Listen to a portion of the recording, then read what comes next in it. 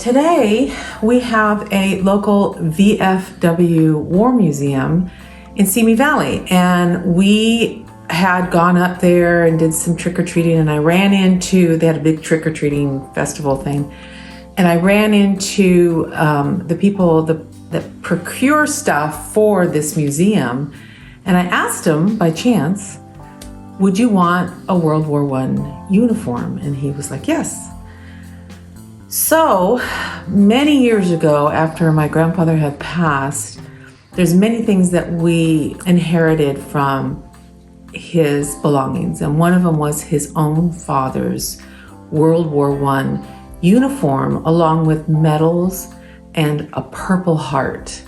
So I thought that was so cool, and I thought it would be so fun to have that displayed, and instead of just in a closet somewhere, displayed for people to see and to honor our veterans and to honor particularly Edward Johnson.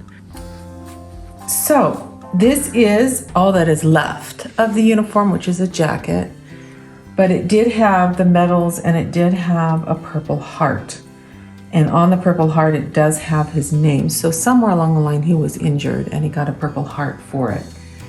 This jacket is so incredibly old, but I think very well preserved. It's not really ripped. It has some moth holes in it, but they said that they could help to preserve it for future generations. So we're going to give it to the museum. Also in my collection of grandfather's war memories was his very own Navy uniform. Again, we've only got the top of it with his name in it. So we have a couple generations of people in my family that have served in wars, one being the World War I.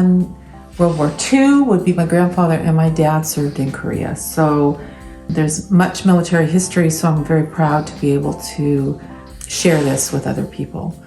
All right, and then for my grandfather, we have a couple of his medals to be displayed from the Asiatic Pacific war events that happened in that time. I'm not sure exactly what he was involved in, but I know he was on the Lexington and was removed from the Lexington, put on another ship before the Lexington was bombed.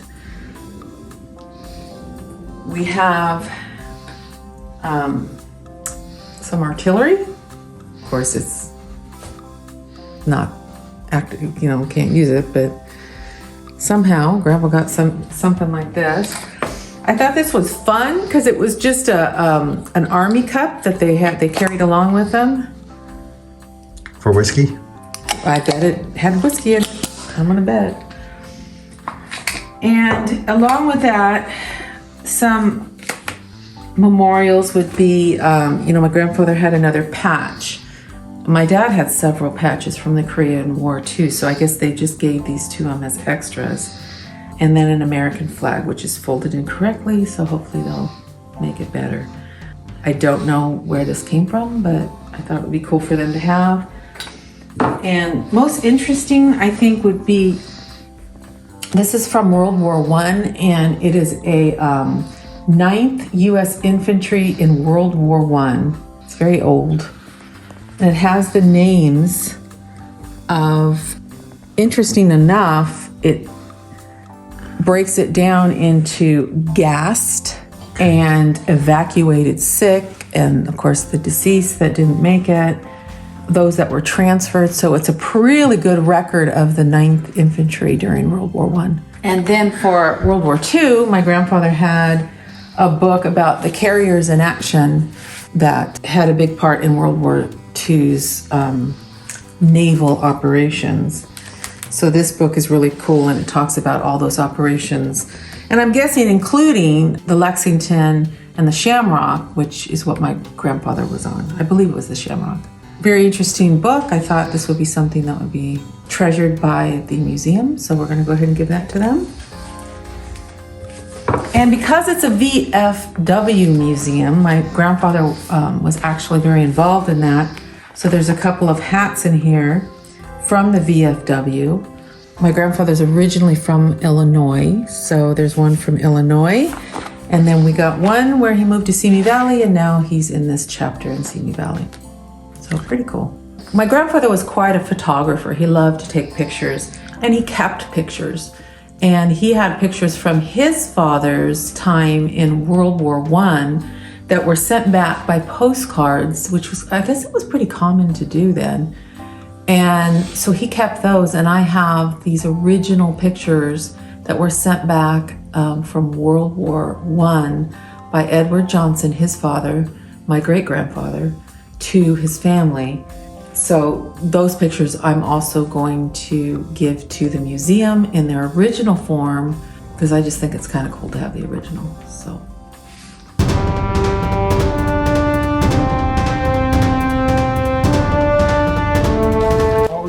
I am very well, thank you. So nice to see you and meet you. This is a couple uniforms from my grandfather and great-grandfather. Okay, so we're talking World War I, World War II? Yes. And some memorabilia too that I don't know if you want, but I brought it anyway. I thought you could look at it. Okay. They're only the upper jackets. Right. Got this. Yeah. Makes a lot of noise. Yeah, it's like those are 30 calibers up there. And they all got the same thing drilled out. Yeah. I don't know anything about this, but it's a flag, and I hate, 48 star flag. Oh, that's pretty cool. Yeah. Yeah. And that's medals for the Navy. After donating our items to the museum, we spent some time looking at the treasures in the Simi Valley VFW Museum. The one on the white horse, Uh-huh. that's Blackjack Pershing in 1917, just before he was chasing Pancho Villa down to Mexico. Whoa. And it's an original poster. And he also was in charge of our troops in World War I. This is a 1939 German surgical kit. Ouch. Yes. Ouch. And that's what he would have. He'd take this from place to place to work on wounded men. Then, like in this cabinet, there's a lot of World War I medals and patches and everything like that. And even before World War I, from the Boer War, goes way back. 48, and that was an organization that was in World War I that was formed, and it basically what it meant in a boxcar in Europe, either 40 men could fit in it or 8 horses. And so it's called the 48. Wow. This doll was interesting. German soldier doll? Yeah, that was World War I. They would make in Berlin. The wounded soldiers would do this as a project as they were getting well. They'd make these dolls, and that was one of them. So it's over 100 years old. And they even have the pack, the radio pack. They used to Carry there'd that. be one guy that would carry that, right? Right. Also in Simi, this one, we had a militia. We formed it right after the Pearl Harbor. Well, And this is our militia training on the Simi High School, which was Apollo at the time, I think it was Simi High School. And you can see they gave them all uniforms. All the guns are different. They didn't have any weapons to give them, but since we have our Second Amendment, everybody had a weapon. okay. So these are their shotguns, they're 22s, they're 30s, whatever weapons they could get.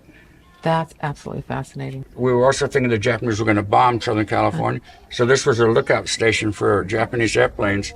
It was on, I think, like In Cochran. Yeah. Cochran Street, Central Simi Valley. Observation oh my gosh, post. 1942 it says. Wow. I had no idea. Yeah. One of the guys in the VFW, he was in a C-130 and they were going to land at Iwo Jima. So I said, give me some sand from Iwo Jima, the black sand. Oh. So he did. Then I was going through the sand, and I found this expended bullet in the sand right there from Iwo you're Jima. kidding. And all these posters here are over 100 years old too. The Army Air Corps was, the Air Force didn't become in existence until 1947. It was the Army Air Corps. Uh-huh. So this is a lot of the guys that were in bombers during World War II over Europe, and some of their stories, and a lot of memorabilia from that era. This is that medal there, so that's the World War II. Oh.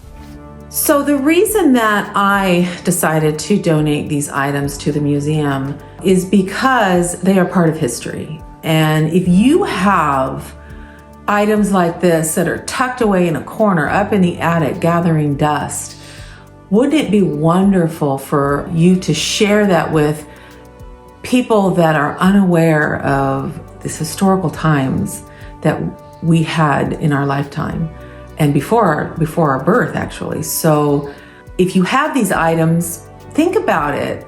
Think about giving it to a local museum. Think about giving it to maybe the biggest city in your area, and they have a war museum and they would be interested in something like that. It's a way to share and honor your family and to preserve history. Thank you for joining us on this memorable journey of discovery and community involvement here at the VFW Military History Museum in Simi Valley. Together, we can keep the past alive for a brighter future.